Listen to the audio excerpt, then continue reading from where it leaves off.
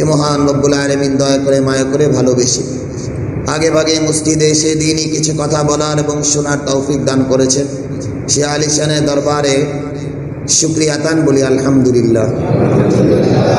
আল্লাহ তাআলা আমাদের এই বসাকে কবুল আর মঞ্জুর করে নেন, আমিন কন, আমিন কন। কথায় কথা আছে, কোন এক আল্লাহর বান্দা বাইতুল্লাহর জিয়ারতে গেছে।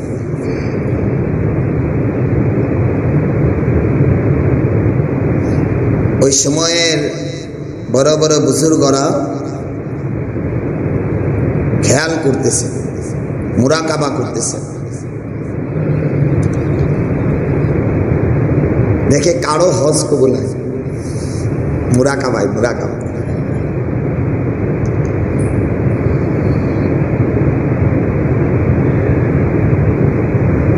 আরাফার দিনে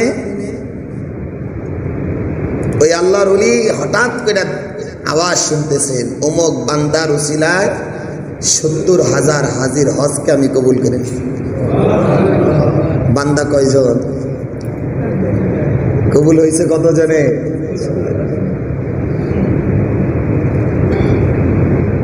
এই লোকের ইখলাসটা কি ছিল? এই মানুষটার ইখলাসটা কি পরিপূর্ণ ছিল? একজন মানুষের জন্য ৭০,০০০ হাজির হজকে আল্লাহ তাআলা কবুল। তদ্রূপ মেরে ভাই, আমরা তো গুনায় জর্জরিত। কোন আল্লাহর এক বান্দার ইখলাসের বদৌলতে আমাদের জীবনের একটা জুমা যদি কবুল হয়ে যায়, আমরা সার্থক। এই কথাটা এই কারণে বললাম, আমরা তো আসছি কেউ ১২টায়, কেউ 12:30টায়, কেউ আসতেছি, কেউ আসবে। আমি আজকে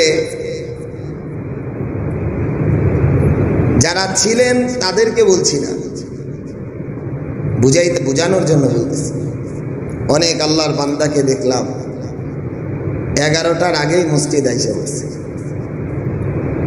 10:30টার পরপরই 11:30টার দিকে দেখে মসজিদে আইসা পড়ছেন কিছু আল্লাহর বান্দা। আছেন আছেন আছেন। ওই ইখলাস আর তাকওয়ার বদৌলতে আল্লাহ তাআলা যদি একটা জুমা সকলের কবুল করে নেন, এটাই আমার নাজাতের উসিলা হয়েছে। এই জন্য আল্লাহ তাআলা বারবার এই জিনিসটাকে বান্দাকে বোঝানোর জন্য বলছেন, আল্লাযীনা আমানু আশাদ্দু হুব্বান লিল্লাহ। তুমি আমারে সবচাইতে বেশি ভালোবাসবা, দিল দিয়া ভালোবাসবা।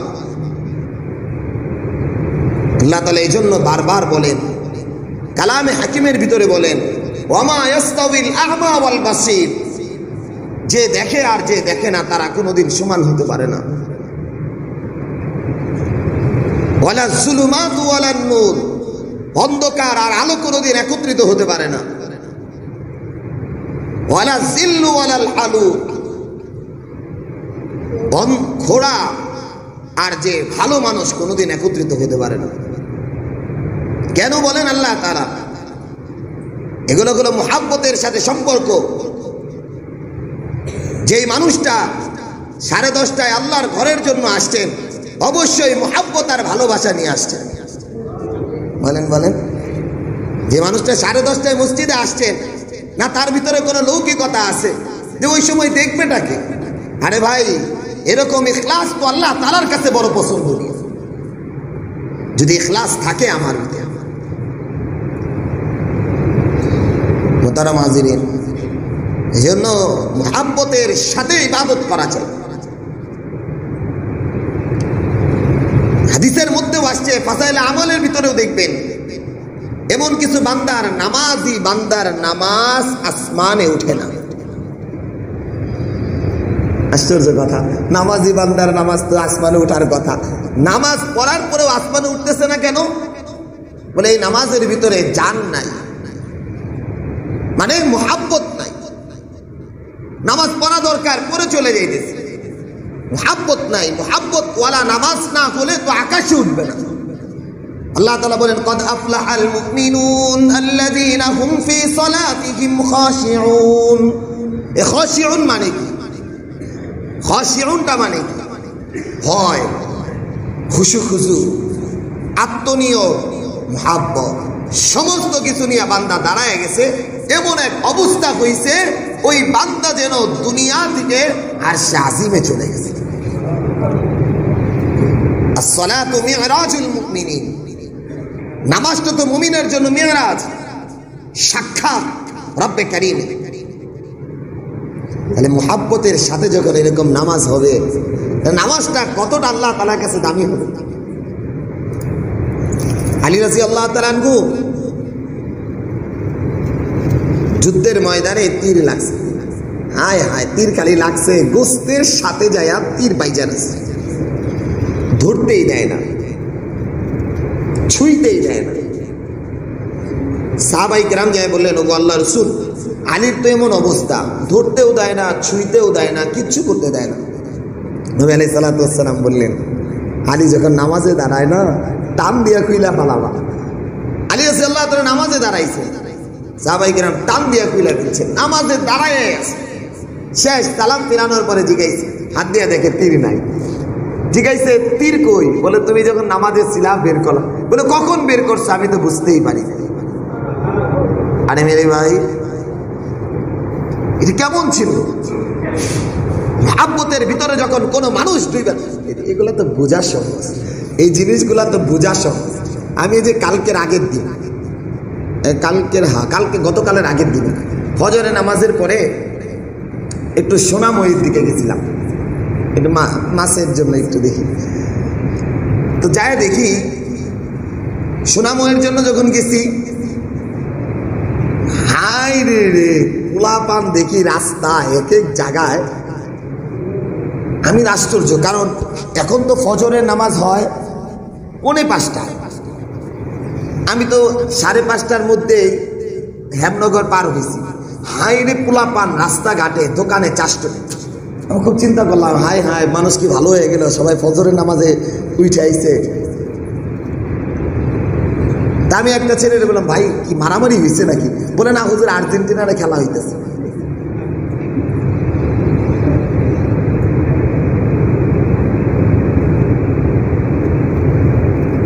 পাঁচটা থেকে খেলা, কত মিনিট আগে ফজরের নামাজ ছিল?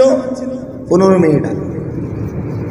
তখনও তো ফজরের অক্তই, তো তখন 5টায় তো ফজরের অক্ত চলতেছে। তো জিগাইলাম ছেলেটারে, ফজরের নামাজ পড়াইছে খেলা দেখতে? না, মুখ তো দই নাই। আমার গর্বের সাথে কইতেছে যে মুখও ধয় নাই, সে খেলা দেখতেছে।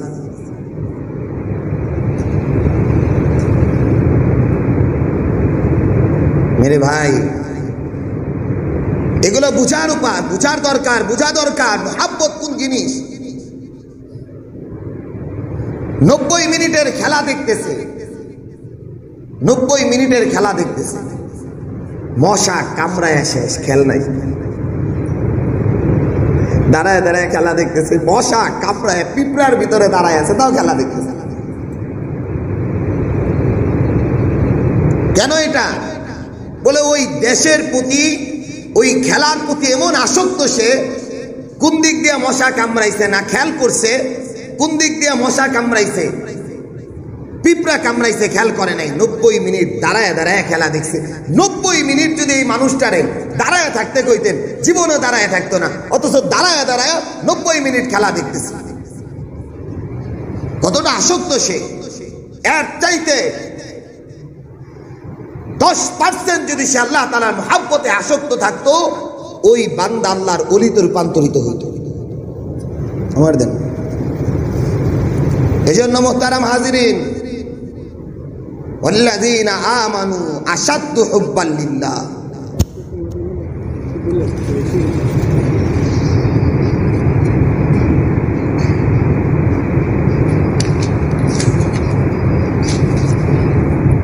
ওয়াল্লাযীনা আমানু আশাদ্দু হুব্বান লিল্লাহ, আল্লাহ তাআলার মুহাব্বত সবচেয়ে বেশি ভালো দিলের ভিতরে থাকবে। আল্লাহ তাআলা আমাদেরকে বুঝার তৌফিক দান করুন। কথাটা এই কারণে বললাম, কতটা তফাৎ আমার মাঝে ওই মানুষগুলার মধ্যে, যেই মানুষগুলো 10টা থেকে মসজিদে আইসা বসা থাকে, আর আমি 12টার সময় আসি। কতটা তফাৎ ওই মানুষটা আর আমার মধ্যে।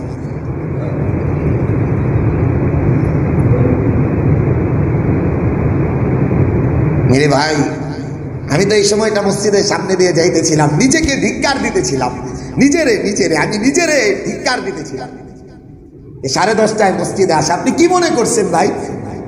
আল্লাহর ঘরে 10:30টায় এসে পড়া। আমি নিজেকে ধিক্কার দিতেছিলাম, নিজেকে বলতেছিলাম এখনো মানুষ হতে পারি না। নিজেকে ধিক্কার দিতেছিলাম, এখনো মানুষ হতে পারি না। যে মানুষগুলো 10টার মধ্যে আল্লাহর ঘরে আসছে, 10:30টার মধ্যে আল্লাহর ঘরে আসছে, কতটা মুহাব্বত আল্লাহ তাআলার দিলের ভিতরে দান করছে।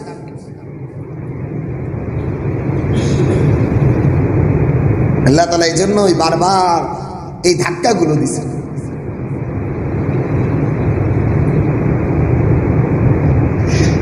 সাইয়েদনা আবু বকর রাদিয়াল্লাহু তাআলা আনহু উম্মতের নবীদের পরের দরজা আল্লাহ তাআলা সাইয়েদনা আবু বকরকে দান করেছেন, সিদ্দিকিনের দরজা। সুবহানাল্লাহ, সিদ্দিকিনের দরজা দান করেছেন। নাবিয়িনা ওয়াস সিদ্দিকিনা ওয়াশ শুহাদাই ওয়াস সালিহিন ওয়া হাসুনা উলাইকা রাফিকা। নবীদের পরের দরজা হলো সিদ্দিকিনের দরজা, নাবিয়িনা ওয়াস সিদ্দিকিন, এরপরে শহীদের দরজা। চিন্তা করেন, আমি একটা কথা বলতেছি, চিকন কথা, যারা শিক্ষিত মানুষ উলামায়ে কেরাম আমার এই কথাটাকে বুঝবেন। আল্লাহ তাআলা কালামে হাকিমের ভিতরে প্রশংসা করতেছেন নাবিয়িনা ওয়াস সিদ্দিকিনা ওয়াশ শুহাদাই ওয়াস সালিহিন। নবীদের পরের দরজা হলো সিদ্দিকিনের দরজা, মানে সাইয়েদনা আবু বকরের দরজা। এরপরে শহীদের দরজা, যে নিজের জীবন দিয়া আল্লাহর রাস্তা, আল্লাহর দ্বীনকে সমুন্নত করার জন্য জীবন দিছে, ওই মানুষটার চাইতেও সাইয়েদনা আবু বকরের দরজা আরো। কেন? এটা দিলের ভালোবাসা আল্লাহ তাআলার প্রতি কি পরিমাণ ছিল সাইয়েদনা আবু বকরের।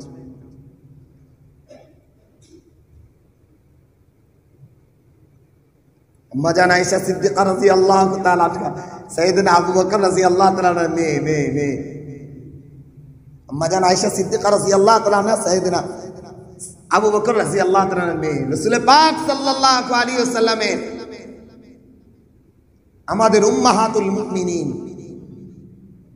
হঠাৎ করে রাসূল পাক সাল্লাল্লাহু আলাইহি ওয়াসাল্লাম প্রশংসা করতেছে, জানো আমার সাহাবীদের মধ্যে এমন কিছু সাহাবী আছে যাদের আমল পূর্ণিমার রাতে পুরো আকাশ যেমন তারকায় ভরা থাকে, এরকম রাতে নবী আলাইহিস সালাতু ওয়াস সালাম আম্মা জান আয়েশাকে বললেন, ওগো আয়েশা, আমার উম্মতের, আমার সাহাবায়ে কিরামের এমন কিছু মানুষ আছে যার আমলটা আকাশের তারকার চাইতেও বেশি। আম্মা জান আয়েশা সিদ্দিকা রাদিয়াল্লাহু তাআলা আনহার মনটা ভরে গেছে, আমার আব্বা ছাড়া আর কে? পরক্ষণে বললেন, আম্মা জান আয়েশা সিদ্দিকা বললেন, ওগো আল্লাহর রাসূল, মান, কে এই ব্যক্তি? মানির রাজুল, এ কে, কোন ব্যক্তি? নবী আলাইহিস সালাতু ওয়াস সালাম বলে, এ তো আমার ওমরের আমল। মনটা খারাপ হয়ে গেছে, বাবার কথা বলবো, মনটা খারাপ হয়ে গেছে। আম্মা জান আয়েশা সিদ্দিকা আবার, মানে মনটা খারাপ হয়েছে, নবী আলাইহিস সালাতু ওয়াস সালাম বুঝতে পারছেন আয়েশার মনটা খারাপ হয়ে গেছে ওমরের কথা শুনে। জিগাইলেন, ও আয়েশা, আমার আবু বকরের এক রাতের আমল এর চাইতেও বেশি। আমার আবু বকরের এক রাতের আমল এর চাইতেও বেশি। কোন রাতের আমল এটা? কোন রাতের আমল এটা যে এক রাতের আমল আকাশের তারকারাজির চাইতেও বেশি? সাইয়েদনা আবু বকরের কোন রাতের আমল? ওই যে মুহাব্বতের কথা, সিদ্দিকিনের দরজায় কি পর্যন্ত, কোন পর্যন্ত পৌঁছে গেছেন সাইয়েদনা আবু বকর? কখন পৌঁছলেন? নবী আলাইহিস সালাতু ওয়াস সালাম নির্যাতনের স্টিম রুলার যখন রাসূলের উপরে চলতেছিল, সাহাবায়ে কিরামের উপরে চলতেছিলেন, সাইয়েদনা আবু বকরকে বলছিলেন, ওগো আবু বকর, আল্লাহ তাআলার নির্দেশে হয়তো মদিনায় হিজরত করতে হইতে পারে। কথাটা শুনছিলেন শুধু এতটুকু। কবে হবে, কখন হবে কি অবস্থায় হবে, রাতে হবে না দিনে হবে, সাইয়েদনা আবু বকরের জানা ছিল। কিছুদিন পরে হিজরতের নির্দেশ যখন আসলেন, নবী আলাইহিস সালাতু ওয়াস সালাম ঘরে শোয়া ছিলেন, আলীকে রেখে গেলেন। বের হইতেছেন, যা ডাক দিছেন আবু বকরের দরজা, টোকা দিতেই দরজাটা খুলে দিছে। নবী আলাইহিস সালাতু ওয়াস সালাম গভীর রাত, কারণ নবী আলাইহিস সালাতু ওয়াস সালাম মদিনার হিজরত করছেন গভীর রাতে। জিগাইলেন, আবু বকর ঘুমাও নাই?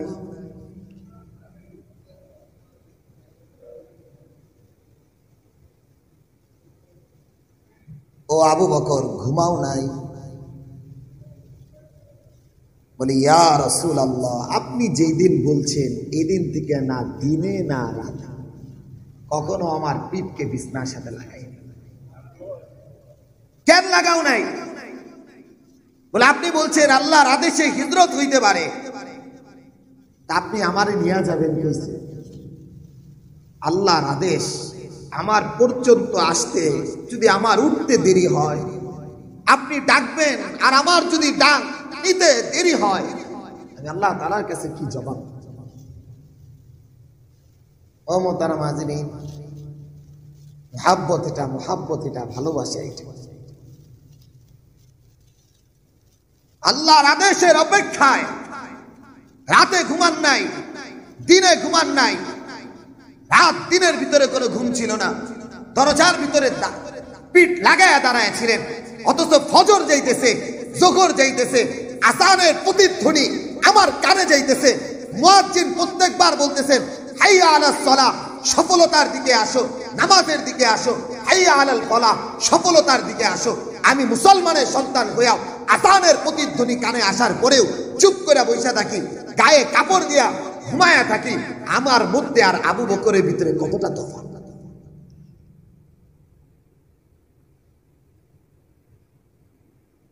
ও যুবক,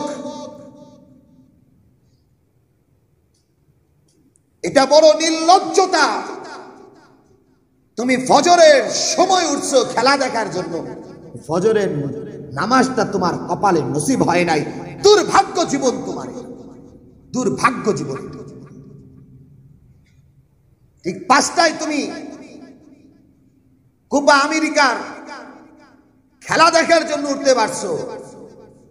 আর্জেন্টিনা ব্রাজিলের খেলা জার্সি গায়ে দিয়া দেখতে পারছো।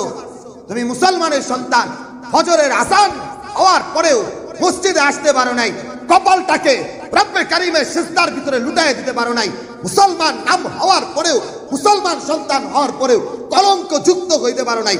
কলঙ্কের সাথে নিজের জীবনটাকে পার করতেছ। মুসলমান, ফজরের আগে আল্লাহ তাআলা তোমাকে ডাকছেন সফলতা দেওয়ার জন্য, তোমাকে রব্বে কারীম ডাকছেন মুক্তি দেওয়ার জন্য। এই আওয়াজ তোমার কানে আসার পরেও তুমি ঘুমাইয়াছিলা। মাত্র 10 মিনিটের ব্যবধানে ঘুম থেকে ঠিকই উঠছো, খেলা দেখার জন্য তুমি ঘর থেকে রাস্তায় বের হয়ে গেছো, বন্ধু বান্ধবের সাথে জার্সি গায়ে দিয়ে তুমি খেলা দেখতেছো।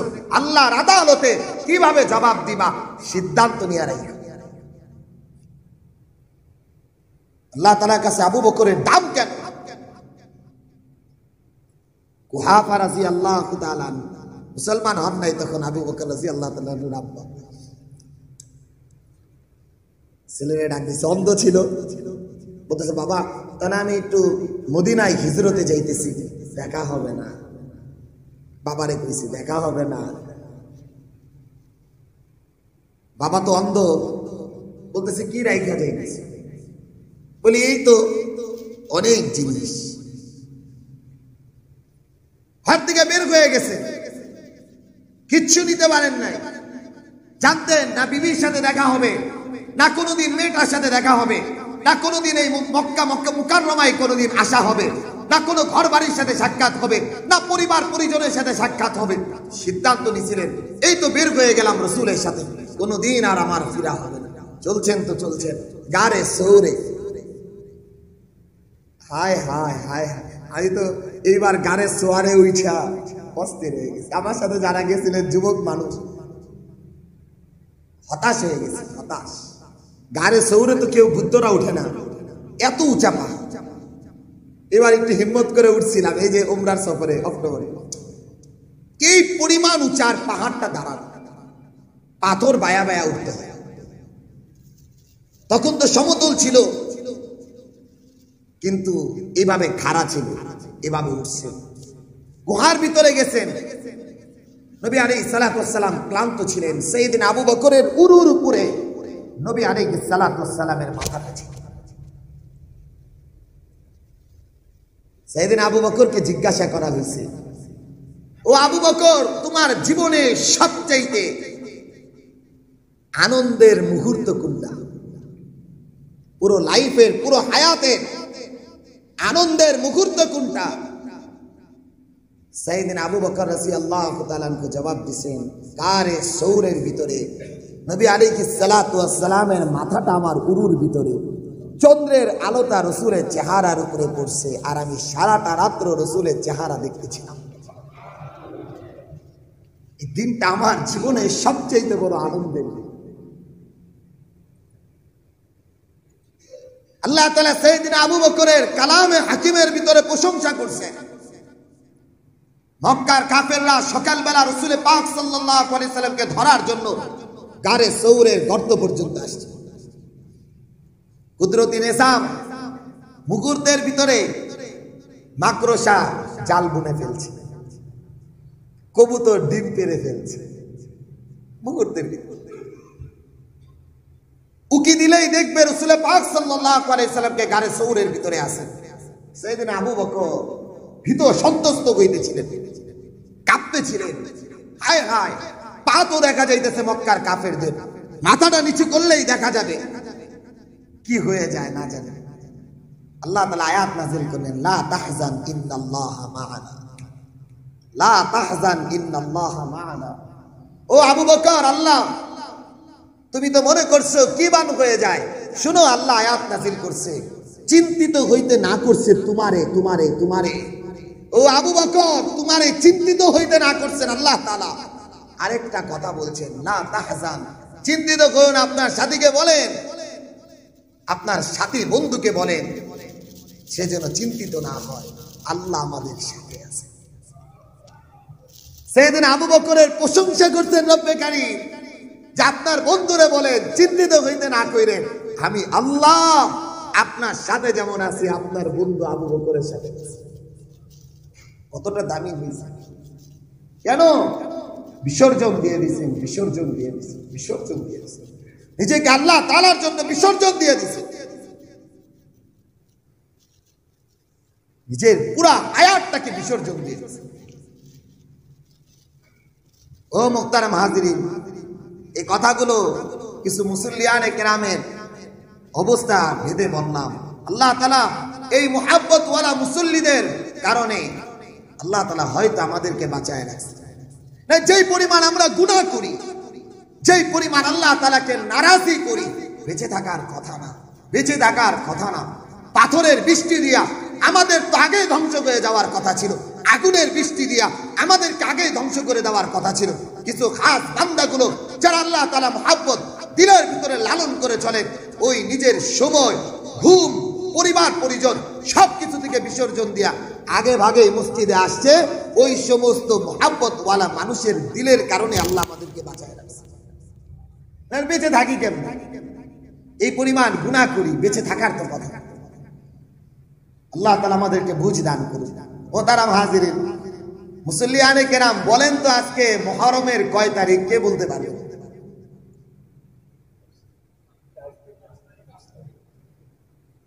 একজন মানুষ কইছে 5 তারিখ,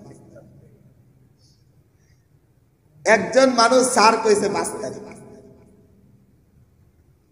অথচ ইংলিশ আজকে কত তারিখ? কন না কে, কন জোরে কন, আওয়াজের সাথে বলতেছি 12 তারিখ। ইংলিশ আজকে 12 তারিখ, সকলের মুখস্থ। আরবি আজকে কত তারিখ? মুখস্থ। মুহররম আরবি নববর্ষ, আরবি বৎসরের প্রথম। আমি মুসলমান, আরবি সন মনে রাখতে পারি নাই, আরবি তারিখ মনে রাখতে পারি নাই, আরবি কোন মাস এটাও মনে রাখতে পারি নাই। বলেন আমার এই নামের মুসলমান দিয়ে কি লাভ হবে? না আমার বুঝান বুঝান, নামের এই মুসলমানিত্ব দিয়ে আল্লাহ তাআলার কাছে কি ফায়দা হবে?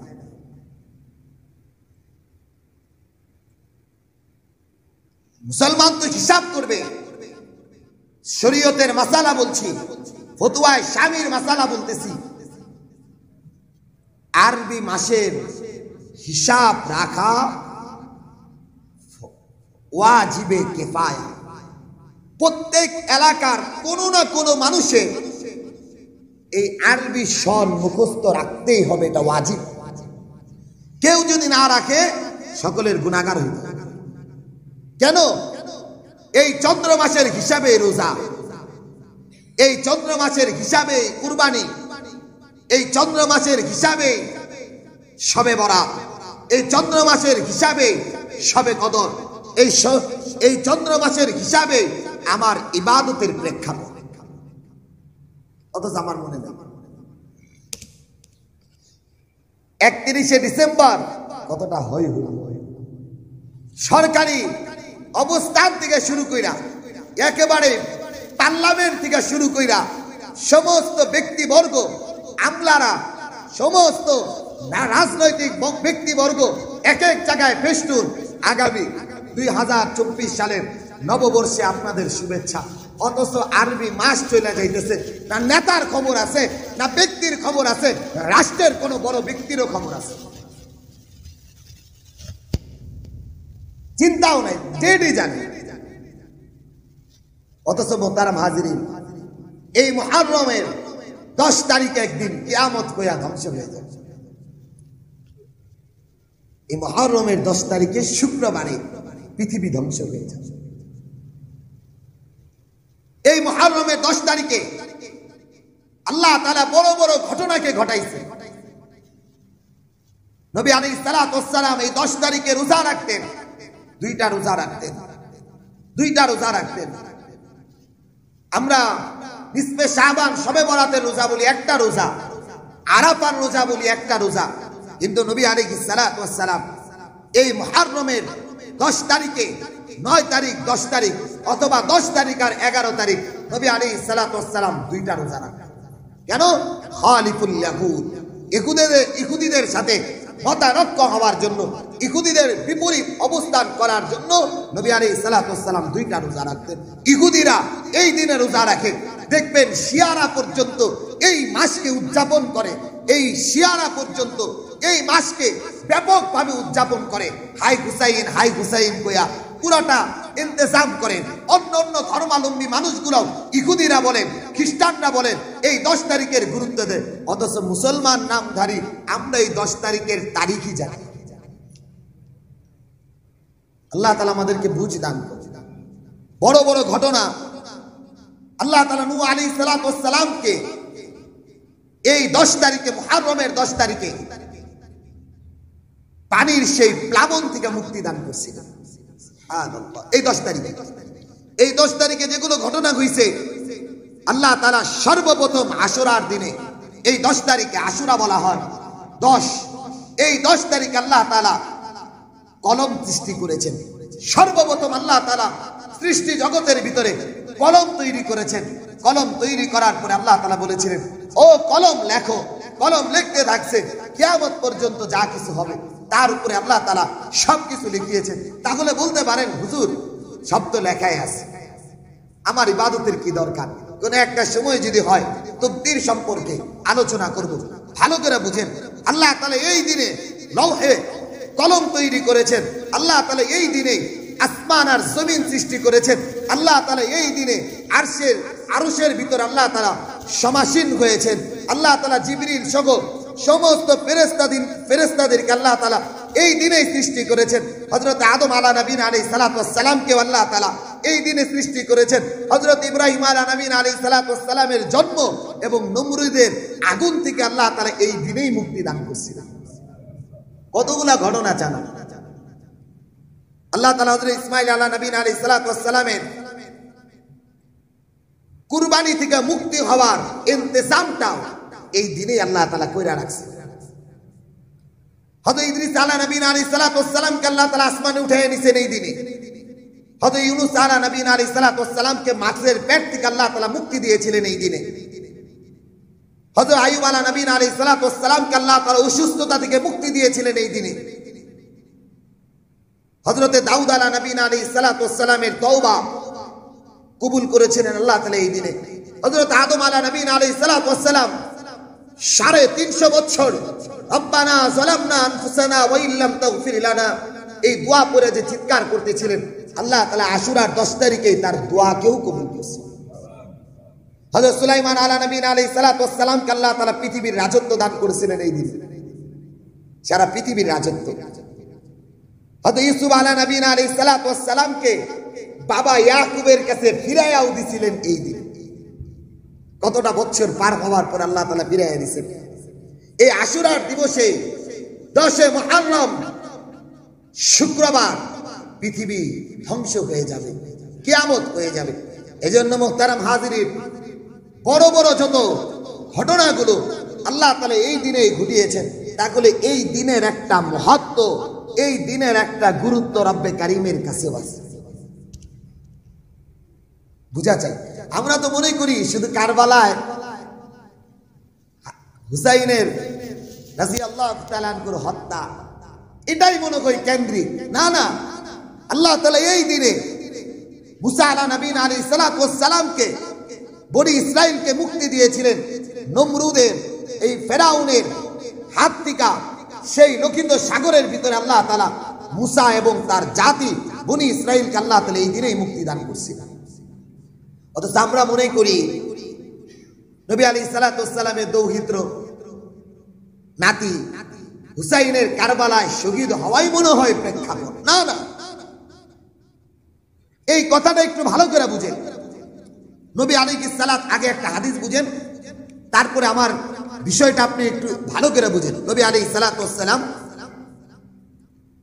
ওয়ান আলী রাদিয়াল্লাহু তাআলা, এই যে হাদিসটা পড়তেছি, এই হাদিসটা তিরমিজি শরীফের 746 নাম্বার 46 নাম্বার হাদিস, ভালো করে বুঝেন। ওয়ান আলী রাদিয়াল্লাহু আনহু قال, আলী রাদিয়াল্লাহু তাআলা থেকে হাদিস, নবী আলাইহিস সালাতু ওয়াস সালাম একবার বসে আছেন, শুনতে পাইলাম নবী আলাইহিস সালাতু ওয়াস সালাম সামিতু রাসূলুল্লাহ, নবী আলাইহিস সালাতু ওয়াস সালাম হঠাৎ করে জিজ্ঞাসা করলেন, রমজান মাসের পরে সবচেয়ে উত্তম রোজা কোন মাসে? সাহাবায়ে কেরাম বলতে পারলেন না। নবী আলাইহিস সালাতু ওয়াস সালাম বললেন, শুনো, রমজানের পরে অন্য কোন মাসের রোজা রাখার চাইতে সবচেয়ে গুরুত্বপূর্ণ রোজা হলো মুহররমের আশুরার রোজা। কতটা গুরুত্বপূর্ণ! নবী আলাইহিস সালাতু ওয়াস সালাম যখন মদিনায় আসেন, আবু হুরায়রা থেকে হাদিস বর্ণিত, এই হাদিস মুসনাদে আহমদের ভিতরে আসছে। নবী আলাইহিস সালাতু ওয়াস সালাম আসার পরে দেখলেন বনি ইসরাইল, এই ইহুদিরা এই দিনে রোজা রাখে। নবী আলাইহিস সালাতু ওয়াস সালাম জিজ্ঞাসা করলেন, কেন তোমরা রোজা রাখো? বলে, আল্লাহ তাআলা এই দিনে মুসা আলাইহিস সালাতু ওয়াস সালামকে নমরুদের হাত থেকে মুক্তি দিয়েছিলেন। আমাদেরকে যখন আল্লাহ তাআলা এই দিনে মুক্তি দিয়েছিলেন, এই মুক্তির দিবস হিসাবে শুকরিয়া আনতে আমরা রোজা রাখি। নবী আলাইহিস সালাতু ওয়াস সালাম বলেন, আরে মুসা তো আমার ভাই, মুসা তো আমার ভাই, সে যেমন নবী আমিও তো নবী, তার মুক্তির কারণে যদি তোমরা রোজা রাখো, আমরাও রোজা রাখবো আগামী বছর থেকে। বাকি কথা হইল, তোমরা তো একটা রাখো, আমরা দুইটা রাখবো। মোহতারাম হাজিরিন, তাহলে এবার আমি আপনাদেরকে প্রশ্ন করি, নবী আলাইহিস সালাতু ওয়াস সালাম দুনিয়া থেকে আগে বিদায় নিছেন না হুসাইন আগে বিদায় নিছেন? রাসূল পাক সাল্লাল্লাহু আলাইহি ওয়াসাল্লাম আগে। হুসাইন তো নাতি, কারবালায় শহীদ হয়েছে। সেদিন আবু বকর সময় না, ওমরের সময়ও না, উসমানের সময় না, আলীর সময়ও না, তার কত পরবর্তীতে যায় কারবালার ট্র্যাজেডি হয়েছে, কারবালায় শহীদের ঘটনা ঘটছে। অথচ আমরা রাসূল পাক সাল্লাল্লাহু আলাইহি সাল্লামের হাদিসের দিকে চিন্তা করি না। রাসূল পাক সাল্লাল্লাহু আলাইহি সাল্লাম এই দিনে রোজা রাখার জন্য বলেছেন, ওই কথার চিন্তা করি না, হুসাইনের কারবালা নিয়ে দৌড়াইতেছি। অথচ নবী আলাইহিস সালাতু ওয়াস সালাম তো এর আগে হাদিস বলেছেন, এই দিনে রোজা রাখার কথা বলছেন। এই দিনে রোজা রমজানের রোজার চাইতে উত্তম, এই কথাও বইলা দিচ্ছেন। অথচ আমরা হাই হুসাইন কইরা কইরা আফসোস করতেছি, অথচ সুন্নতের উপর আমল করার জন্য কেউ দৌড়াইতেছি। এরপরে আরেকটা হাদিস আছে, ওই হাদিসের উপরে আমল করতে যায় যায়েফ এক হাদিস আছে। আনাস রাদিয়াল্লাহু তাআলা আনহু কল, আনাস রাদিয়াল্লাহু তাআলা আনহু থেকে বর্ণিত, নবী আলাইহিস সালাতু ওয়াস সালাম বলেন, যে ব্যক্তি আশুরার দিনে পরিবার পরিজনের জন্য উত্তম খাবারের ব্যবস্থা করবে, আল্লাহ তাআলা ওয়াসা আলা নাফসিহি ওয়া আহলিহি ইয়াউমা আশুরা ওয়াসা আল্লাহু আলাইহি সাইরা সানাতিহি, আল্লাহ তাআলা তার জন্য সারা বছরের জন্য উত্তম খাবারের ব্যবস্থা করবে। অথচ আমরা এই হাদিসটার উপরে খুব আমল করি। রোজা রাখার কথা বলছেন, ওই হাদিসের উপর আমরা আমল করতে চাই। খাবারের কথা বলছেন, এজন্য আমরা দৌড়াই। ভালো খাবারের কথা বলছেন, এই জন্য আমরা কষ্ট করে হইলেও অনেক জায়গায় তো আশেপাশে দেখা যায় ওই দিন একটা ছাগল জব করে ভালো করে রান্না বাড়ি কইরা, বলে কেন, বলে এই দিনে ভালো খাবার ইন্তজাম করলে আল্লাহ তাআলা রিজিকের ওসাআত দান করবেন, এই চিন্তা করি। অথচ নবী আলাইহিস সালাতু ওয়াস সালাম রোজার কথা বলেছেন। নবী আলাইহিস সালাতু ওয়াস সালাম আগের দিনে রোজা রাখতেন, ওই আশুরার দিনেও রোজা রাখতেন, অথবা আশুরার 10 তারিখে রোজা রাখতেন, 11 তারিখে রোজা রাখতেন। অথচ আমার চিন্তার ভিতরে রোজা রাখার চিন্তাটা, আল্লাহ তাআলা আমাদেরকে বুঝার তৌফিক দান করুন। আরেক হাদিসের ভিতরে আসছে, এটা মুসলিম শরীফের 2559 নম্বর হাদিস। নবী আলাইহিস সালাতু ওয়াস সালাম বলেন, ওই যে ওই কথাই, যখন নবী আলাইহিস সালাতু ওয়াস সালাম মদিনায় আসলেন, দেখলেন এই অবস্থা, এবার নবী আলাইহিস সালাতু ওয়াস সালাম সাহাবায়ে কিরামকে নির্দেশ দিলেন রোজা রাখার জন্য। তোমরা 2টা রোজা রাখবা। বলে কি হবে? বলে আল্লাহ তাআলা আদমকে এই দিনে মাফ করে দিয়েছিলেন, তোমাদেরকেও আল্লাহ তাআলা মিছিল হিসাবে, আদমের সন্তান হিসাবে তোমাদেরকেও আল্লাহ মাফ করে দিবেন। এজন্য মুহতারাম হাজরিন, এই দিনে রোজা রাখার চেষ্টা করুন। আশুরা রোজা পড়বে আজকে 5 তারিখ, আগামী শনিবার, রবিবার, সোমবার, মঙ্গলবার, বুধবার, বুধবারে আশুরা 10 তারিখ।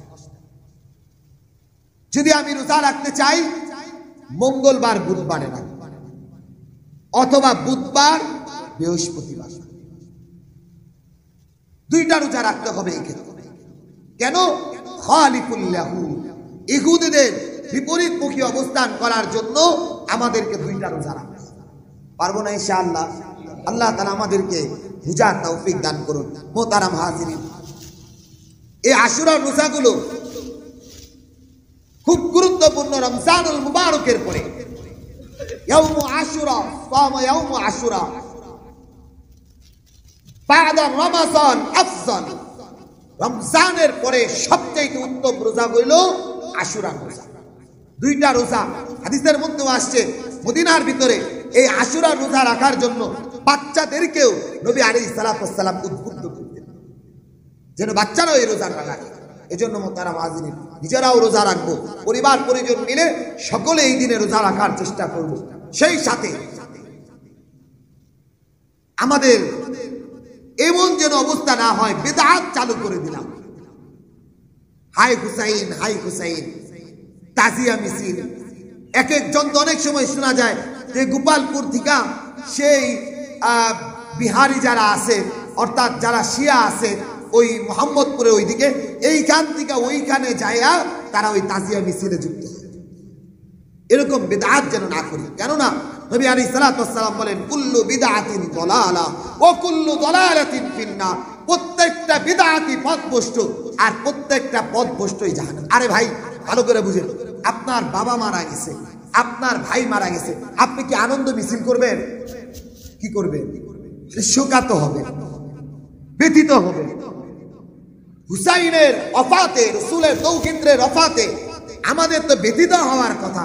আনন্দ মিছিল, তাজিয়া মিছিল করা, এটার তো কোনো যৌক্তিকতা নেই। আনন্দ মিছিল বের করলাম, তাহলে তো আমরা তার মৃত্যুতে খুশি হয়েছি। যদি আনন্দ মিছিল বের করি তাহলে তো বোঝা যায় আমি তার মৃত্যুতে খুশি হয়েছি। এজন্য মুহতারাম হাজিরিন, হুসাইনের প্রতি ভালোবাসা, আহলে বাইআতের প্রতি আমাদের ভালোবাসা অগাধ থাকবে, কিন্তু এজন্য যেন বিদআত না তৈরি করি। তাজিয়া মিছিল, হাই হুসাইন, হাই হুসাইন করতেছে, আমরা তাদের সাথে একাত্মতা, শিয়াদের সাথে একাত্মতা, এইরকম মনোভাব যেন আমার দিলের ভিতরে না তৈরি হয়। এই দিনে তো দেখা যায় গোপালপুর দিয়া অনেকেই টুপি পরিধান করে, ওটার ভিতরে লেখা আছে আলী হুসাইন। এগুলা অতিরঞ্জন, এগুলো ইসলামের ভিতরে কোনো অবস্থান নেই। এগুলো যদি করি আমার হিদায়াতের রাস্তা বন্ধ হয়ে যাবে। কেননা নবী আলাইহিস সালাতু ওয়াস সালাম বলেন, কুল্লু বিদআতিন দালালা ওয়া কুল্লু দালালাতিন ফিন্নার। প্রত্যেকটা বিদআতই গোমরাহি, আর যে বিদআত উদ্ভাবন করবে, বিদআত করবে, তাকে অবশ্যই জাহান্নামে যাইতে হবে।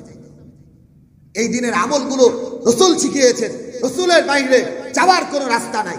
এজন্য মুহতারাম হাজিরিন, এই দিনের কাজ হবে বেশি বেশি তওবা করা। কারণ বাবা আদমের তওবাকে আল্লাহ তাআলা কবুল করছিলেন, এই উসিলায় যদি আমার তওবাকে আল্লাহ তাআলা কবুল করেন, এই দিনে মুসা আলাইহিস সালামকে মুক্তি দান করছিলেন, আমাকেও যেন আল্লাহ তাআলা গুনাহ থেকে মুক্তি দান করেন। এজন্য বেশি বেশি তওবা করা, রোজার মাধ্যমে নিজের আত্মাটাকে পরিশুদ্ধ করার চেষ্টা করা। আল্লাহ রাব্বুল আলামিন আমাদেরকে বুঝার তৌফিক দান করুন। সর্বশেষ কথা, ও যুবক ভাইরা, ভারাক্রান্ত হৃদয়ে বলছি, বিচিত হৃদয়ে তোমাদের কান পর্যন্ত কথাগুলো পৌঁছানোর জন্য বলছি। আজকের মুসলমান নিজের বাসার উপরে আর্জেন্টিনা ব্রাজিলের পতাকা উড়াইতেছ। বড় দুঃখ আর আফসোসের সাথে বলতেছি, সারা পৃথিবীতে যে সমস্ত রাষ্ট্রগুলো ফিলিস্তিনকে সমর্থন করে নাই, ইসরায়েলকে সমর্থন করেছেন, তার অন্যতম দেশ হলো আর্জেন্টিনার ব্রাজিল। ইহুদিদের সমর্থন করেছে, যারা আমার মুসলমানের রক্তাক্ত করে দিচ্ছে, যারা আমাদের বাচ্চাদেরকে অনাহারে গলা টিপে হত্যা করতেছে, যারা আমাদের বাইতুল আকসাকে একেবারে নিশ্চিহ্ন করে দেওয়া ষড়যন্ত্র করতেছে, ওই ইসরায়েলের পক্ষে যারা সমর্থন করলো, তুমি ছাগলের 3 নাম্বার বাচ্চা হইয়া ঘরের ভিতরে ওই দেশের পতাকা উড়াইতেছো, দোকানের ভিতরে ওই দেশের পতাকা উড়াইতেছো, ওই দেশের পোশাক আর জার্সি পইরা তুমি সকালবেলা ফজরের নামাজ না পইরা খেলা দেখার জন্য দৌড়াইতেছো। মনে রাখো, আল্লাহর আদালতে অপরাধী হয়ে দাঁড়াইতে হবে। বড় দুঃখের সাথে বললাম, সারা পৃথিবীতে যে সমস্ত রাষ্ট্রগুলো আযান নিষিদ্ধ, নামাজ নিষিদ্ধ, তাকবীর নিষিদ্ধ, মুসলমানের ধর্মীয় অনুভূতি যে রাষ্ট্রগুলো নিষিদ্ধ, তার অন্যতম হলো ব্রাজিল আর আর্জেন্টিনা। অথচ তুমি মুসলমানের বাচ্চা, যে দেশে আমাদের ধর্মীয় অনুভূতি আযান নিষিদ্ধ, তুমি মুসলমানের বাচ্চা হয়ে, ছাগলের 3 নাম্বার বাচ্চা হয়ে ওই জার্সি পরে ঘুরো কেমনে? লজ্জা থাকা দরকার, লজ্জা থাকা দরকার। যেই দেশটা মুসলমানের পক্ষে যাইতে পারে নাই, স্বাধীন ফিলিস্তিনের পক্ষে যাইতে পারে নাই, মাজলুম ফিলিস্তিনের পক্ষে যাইতে পারে নাই, মুসলমানের কান্না তাদের কান পর্যন্ত পৌঁছে নাই, বাচ্চাদের কান্নাগুলো তাদের কান পর্যন্ত পৌঁছে নাই, সমর্থন করেছে ইসরায়েলকে, সমর্থন করেছে ইহুদিদেরকে। আর তুমি মুসলমানের বাচ্চা হইয়া, টুপি পইরা, পাঞ্জাবি পইরা, বাংলাদেশের মুসলমান হইয়া তুমি সেই দলকে সাপোর্ট কইরা ঈমান হারা হইতেছে, কখন চিন্তাও করতে পারতেছ। আল্লাহ তাআলা আমাদেরকে বুঝার তৌফিক দান করুন। ও আমার যুবক ভাইরা, পায়ে হাত রেখে বলি, ঈমান কখন চলে যায় বুঝবা না, ঈমানটা কখন হারায় ফেলবা বুঝবা না। নবী আলাইহিস সালাতু ওয়াস সালাম, আল্লাহ তাআলা বলেন, লা তাত্তাখিযু আদুওয়ি ওয়া আদুওয়াকুম আউলিয়া। আমার শত্রুদের সাথে যেন তোমাদের কোনো বন্ধুত্ব না হয়। আমার শত্রুদের সাথে যদি তোমার বন্ধুত্ব হয়, প্রথম কথা হলো ঈমান থেকে সিটকা পইরা বেঈমান অবস্থায় কবরে যাইতে হবে। এজন্য যারা আমাদের মুসলমানের পক্ষে নাই, তারাই আমাদের শত্রু। যারা আল্লাহর ঘর মুক্তের পক্ষে নাই, তারাই আমাদের শত্রু। যারা ফিলিস্তিনের মুসলমানের, মাজলুম মুসলমানের পক্ষে নাই, সেটা দেশ যেটাই হোক, তারাই আমাদের শত্রু। তাদের কোনো জার্সি আমাদের গায়ে থাকতে পারে না, তাদের দেশের কোনো পতাকা আমার দেশে উঠতে পারে না। আমার দেশের, আমার মুসলমান আমি যদি উড়াইতেই হয়, মুসলমানের দেশের কোনো মুসলিম দেশের পতাকা তুমি উড়াও। যারা ইহুদিদের পক্ষে ছিল, যারা বাইতুল আকসাকে ধ্বংস করার ষড়যন্ত্রের ভিতরে লিপ্ত, যেই দেশে আযান নিষিদ্ধ, যেই দেশে নামাজ নিষিদ্ধ, বুরকা নিষিদ্ধ, সেই দেশের সমর্থন তুমি মুসলমানের বাচ্চা হয়ে করতে পারো। আল্লাহ তাআলা আমাদেরকে বুঝার তৌফিক দান করুন। আল্লাহ তাআলা আমাদেরকে বুঝার তৌফিক দান করুন। আমিন। ওয়া আখিরু দাওয়ানা আলহামদুলিল্লাহি।